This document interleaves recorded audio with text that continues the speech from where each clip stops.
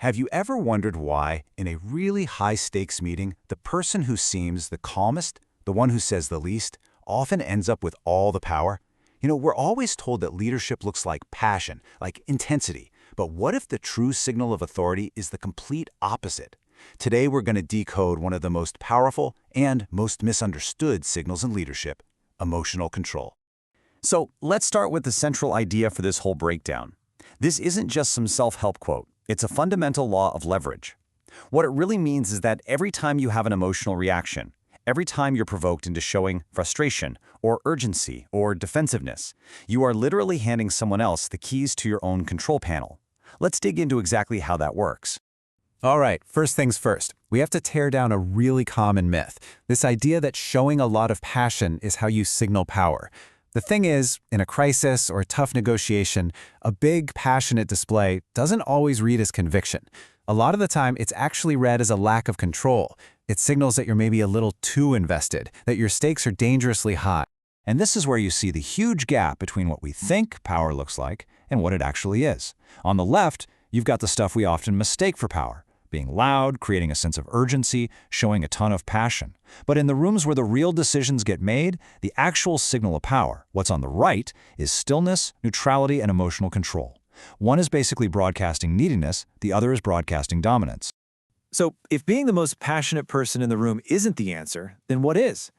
This is where we get into the hidden mechanics that make being calm such an incredibly potent tool. And look, this isn't about just bottling up your emotions. It's about understanding the powerful signals your emotional state is constantly sending to everyone around you. The whole dynamic really boils down to these three subconscious signals. Think of them as the invisible rules of the game. They're the little behavioral tells that translate emotional control into real-world power. We're going to walk through each one, because once you see them, you'll start seeing the hidden architecture of influence everywhere. Let's kick it off with the first signal. When you stay calm under pressure, you're doing more than just managing your own stress. You're sending a very powerful, very clear message. And that message is, this situation doesn't threaten me. It implies you've got other options, that you're not desperate for one particular outcome. And in any group, people will subconsciously lean towards and follow the person who seems the safest, the one who seems least trapped. Of course, the flip side is just as true. Every time you react emotionally, you're giving away information for free. When you get angry at a lowball offer or show obvious frustration when a deadline slips, you're showing everyone exactly what you care about. You expose your stakes. And any smart opponent now knows precisely which buttons to push to control you. Your reaction literally becomes their leverage. And this brings us to the third signal, which is just captured so perfectly in this one line. In any group, an emotional hierarchy gets set up almost instantly. And it's the person with the most emotional control who creates a ceiling that nobody else feels comfortable going above. Let's unpack that a little. When one person in a group is calm and measured while everyone else is frantic, it creates this weird, uncomfortable imbalance. And to fix it, the group will unconsciously adjust down to the calmest person's level. The pace slows down, the demand for clear thinking goes up, your stillness literally forces the entire room to become more deliberate. And by setting the tempo, you command the room. Okay, so that's all the theory. But how does this actually look in the real world? In your job, in a tense meeting. Let's step into the arena and look at these signals in action. Just look at this table. Situation 1. You're in a negotiation, and your opponent throws out a ridiculous offer. The reactive response? You get angry, you get defensive, you've just signaled they hit a nerve, and you lose leverage. The calm response? A neutral, curious question. Something like, can you help me understand the thinking behind that number? Now, you've put the pressure back on them and kept your power. Same thing with a missed deadline. Reactivity is panic and blame. The calm response is a detached analysis and a clear strategic pivot. One is chaos, the other is control. And make no mistake, the cost of not understanding this dynamic is just enormous. It's what we call the reactivity trap. It's this vicious cycle where your own emotional responses are constantly undermining your authority, and you might not even realize it's happening. And this cost isn't just a feeling, it's quantifiable. Research on crisis leadership shows that a leader's perceived credibility can drop by as much as 40% the very instant they're seen losing their cool. It's a huge and often permanent loss of status. You go from being seen as the leader to being seen as just another problem to manage. So who gets caught in this trap? Well, it's the people who can't help but show what they want and what they're afraid of.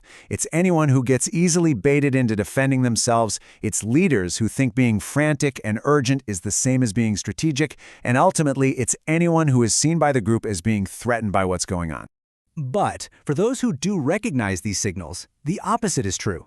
By consciously managing their own emotional state, they gain this incredible, powerful strategic edge. So let's take a look at what that advantage actually is. This chart just says it all, doesn't it? It visualizes a core finding that you see again and again in behavioral science. When a group is under pressure and looking for a leader, they don't give their trust to the loudest or most passionate person. It flows almost like a magnetic force to the calmest person in the room. Stability is a resource, and the person who provides it is automatically granted authority. So all of this brings the analysis right back to you. This isn't just about watching other people, it's about understanding your own patterns. What signals are you sending out? What's your default setting when the pressure's on? Let's start with this first question, and you got to be ruthlessly honest with yourself here. When do you get triggered? Is it when someone questions your expertise? When you get feedback you didn't expect? When a plan goes completely sideways? Just identifying your triggers is the absolute first step to getting control over the signals you send. Okay, now think about the people you know. Who in your professional life actually seems to get calmer as everything around them gets more chaotic? Find that person, watch them, study what they do, and, probably more importantly, study what they don't do. They're giving you a live masterclass in how all of this works. And finally, we land on the most important question of all. When you walk into a tense situation, when you respond to a crisis, when you sit down to negotiate, what is the signal your emotional tone is actually sending? Does it signal safety, control, and that you have options? Or does it signal that you're threatened, dependent, and have no leverage? Because in the quiet, unspoken language of power, that signal, well, that signal is everything.